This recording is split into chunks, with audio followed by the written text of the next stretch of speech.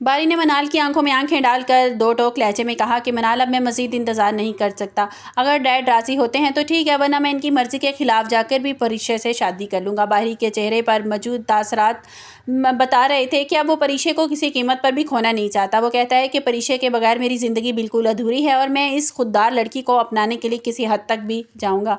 मनाल अपने भाई की तड़प देख कर कहती है कि भाई, मैं तुम्हारा साथ देने के लिए तैयार हूँ। हम खुद परिशे के घर चले जाएंगे, वहाँ उनसे रिश्ते की बात कर लेंगे। आप परेशान क्यों होते हैं? लेकिन बारी जानता था कि ये रास्ता इतना आसान नहीं है, क्योंकि एक तरफ तो इसके बाप की अना थी और दूसरी तरफ परिशे की खुददारी थी। शयान साहब अपने ऑफिस में बैठे किसी गहरी सोच में गुम थे। इनके गुस्से इनके चेहरे पर साफ नज़र आ रहा था। वो सोच रहे थे कि पहला दफ्तर है जहां मालिक का बेटा इनकी मुलाजमा को घर छोड़ने के लिए इसकी गलियों के चक्कर काट रहा है। शयान साहब को इस बात का सख्त खौफ था कि अगर परिशे को बहू बनकर आ गई तो माशरे में इनकी नाक कट जाएगी।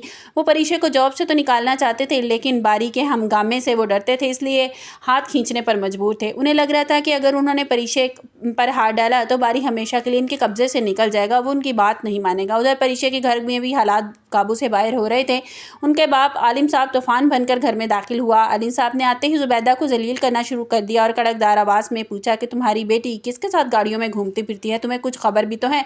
अपनी बेटियों पर नज़र रखा करो। आलिम साहब का पारा इस वक्त चढ़ा हुआ था। इसने गैरत और इस सब को बर्दाश्त करने की इजाज़त इनकी गैरत इन्हें ये सब कुछ बर्दाश्त करने की इजाज़त नहीं दे रही थी। जुबैदा ने अपनी बेटी का दिफा करते हुए कहा कि वो लड़का कोई गैर नहीं है, मैं उसको अच्छी तरह जानती हूँ। वो परिशे का बॉस है और परिशे बहुत समझदार लड़की है। मुझे अपनी बेटी पर पूरा भरोसा है। मगर आलिम साहब ने हकारत से जुबैदा की बात काट दी और कहा कि तुम्हें अपनी बेटी की नीयत पर तो एतबार है, मगर हालात पर नहीं। आलिम साहब ने जुबैदा को वार्निंग दी कि अगर तुमने अपनी बेटी को ना समझाया तो फिर मैं इसे अपने तरीके से समझाऊंगा। जुबैदा ने अपने शौहर की बातें सुनकर अंदर से टूट गई। इसे दुख था कि जिन बेटियों का बाप जब इनको ज़रूरत होती है अपने बाप की, तब वो गायब हो जाता है और बातें सुनाने के लिए आ जाता है। और अब वो परिशे अपनी मेहनत से घर चला रही है तो आलिम साहब यानी उसका शौहर हक जताने के लिए आ गया है। परिशे कमरे के पीछे खड़ी दरवाजे के पीछे ये सब कुछ सुन रही थी, अपने बाप की बातें, और खामोशी से उसकी आंखों से आंसू बह रहे थे। इसे महसूस हो रहा था कि बारी की हमदर्दी इसके लिए और इसकी माँ के लिए कितनी मुसीबत बनती जा रही है। कहानी अब ऐसे मोड़ पर है जहाँ अलीज़े की ज़िंदगी में एक बार फिर सुकून की लहर आ गई है, क्योंकि ज़ुहैब इसका बहुत ज़्यादा ख्याल रखता है। अलीज़े अपनी माँ से कहती है कि अम्मी, मैंने तो कभी सोचा भी नहीं था कि शादी के बाद मेरी ज़िंदगी इतनी खूबसूरत हो जाएगी। वो कहती है कि मैंने बचपन से ही को आपसे नफरत करते देखा था, इसलिए मुझे तो मर्दों से नफ़रत हो गई थी। मुझे डर लगता था उनसे। मुझे लगता था कि सारे मर्द एक जैसे ही होते हैं। मगर ज़ुहैब की मोहब्बत ने अलीज़े के अंदर का खौफ ख़त्म कर दिया था। वो ख़ुद को बड़ी खुशकिस्मत महसूस करने लगी थी। दूसरी तरफ ज़ुहैब की माँ और बहन अभी भी नापाक चालों से बाज नहीं आती। वो मुसलसल कोशिश कर रही हैं कि ज़ुहैब की नज़रों में अलीज़े को किसी तरह गिरा दिया जाए और उसे घर से निकाल दिया जाए। मगर अलीज़े की सादगी और अच्छाई हर बार इनकी साजिशों को नाकाम बना देती हैं, जिससे वो मज़ीद और ज़्यादा चिढ़ जाती हैं। ज़ुहैब की माँ सोच रही थी कि ये माजूर लड़की आखिर कब तक ज़ुहैब के दिल पर राज करेगी, और वो इसे हर सूरत दूर करना चाहती हैं। ऑफिस में बारी परिशे के करीब आने की कोशिश करता है, कोई ना कोई बहाना ढूंढ ही लेता है, मगर परिशे इनसे कट कर रहने लगी है। परिशे को अपने बाप की वो बातें याद आ रही हैं। वो नहीं चाहती कि उसकी वजह से, बारी की वजह से उसके घर का माहौल ख़राब हो। बारी जब परिशे के पास आया तो परिशे से नज़रें झुका कर कहा कि सर प्लीज़ आप मेरे घर छोड़ने मुझे मत आया करें, लोग बहुत बातें करते हैं। बारी जब परिशे के पास आया तो परिशे ने नज़रें झुका कर कहा कि बारी ये सुनकर दंग रह गया। इसे एहसास हुआ कि इसकी छोटी सी मदद ने परिशे को कितनी बड़ी मुश्किल में लाकर खड़ा कर दिया। बारी अब बहुत बड़ा फैसला करने वाला है। वो चाहता है कि सबके सामने जाकर वो परिशे का हाथ मांग लेगा। शयान साहब जब बारी के इरादे की भनक लगेगी तो क्या वो कोई धमाका करेंगे? वो परिशे के किरदार पर कोई ऐसा बहतान लगाएंगे कि बारी खुद ही इसे नफरत करने पर मजबूर हो जाए। मगर क्या बारी अपने बाप की इन चालों को समझ पाएगा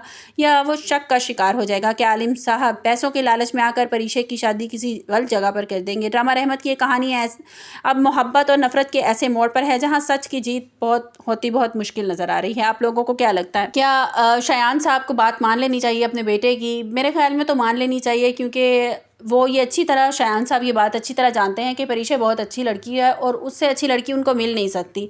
वो जब शुरू में जब उसने ऑफिस ज्वाइन किया था तब तो शयान साहब उससे बहुत ज़्यादा इम्प्रेस होते थे, और बहुत ज़्यादा जब उन्होंने देखा कि मेरा बेटा ही इसके करीब होता जा रहा है तब उन्हें उससे नफरत हो गई, उससे चिढ़ हो गई है। उनका बस नहीं चल रहा कि किस तरह वो ऑफिस से उठाकर उसको बाहर फेंक दें।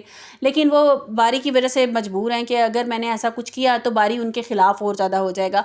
अब वो ये चाह रहे हैं कि वो अपने बेटे को भी खोना नहीं चाहते और वो परिशे को भी अपनी बहू नहीं बनाना चाहते। अब देखना ये है कि वो ऐसी क्या चाल चलेंगे कि परिशे हमेशा के लिए बारी की ज़िंदगी से निकल जाए। आप लोगों को क्या लगता है कि शायान साहब को क्या करना चाहिए? अपने बेटे की बात मान लेनी चाहिए या परिशे को उनकी ज़िंदगी से हमेशा के लिए निकाल देना चाहिए? और क्या आलिम साहब इस बात के लिए रज़ामंद हो जाएंगे और मैसा ये बात मान लेगी कि परिशे की इतनी अच्छी जगह पे शादी हो रही है? और आप लोगों को ये क्या लगता है कि जो ज़ुहैब है उसकी मोहब्बत इसी तरह रहेगी अलीज़े के साथ, क्या उसकी माँ कामयाब हो जाएगी ज़ुहैब को बदलने में कुछ ना कुछ? क्योंकि वो अब ये सोच रही हैं कि इतना अरसा शादी को गुजर गया, हम इतनी साजिशें कर रहे हैं, लेकिन ये लड़की तो ज़ुहैब के दिल से उतरने के लिए तैयार ही नहीं है। ज़ुहैब इसको का दिल भर ही नहीं रहा। उन्हें ऐसा लगता था कि इसका बोझ ढो ढो कर ज़ुहैब थक जाएगा एक माज़ूर लड़की का, लेकिन ऐसा कुछ भी नहीं हुआ। आप लोगों को क्या लगता है? अपनी कीमती राय का इज़हार कमेंट्स बॉक्स में ज़रूर कीजिएगा। मिलते हैं एक नई वीडियो के साथ। अपना बहुत सा ख्याल रखिएगा। अल्लाह हाफ़िज़।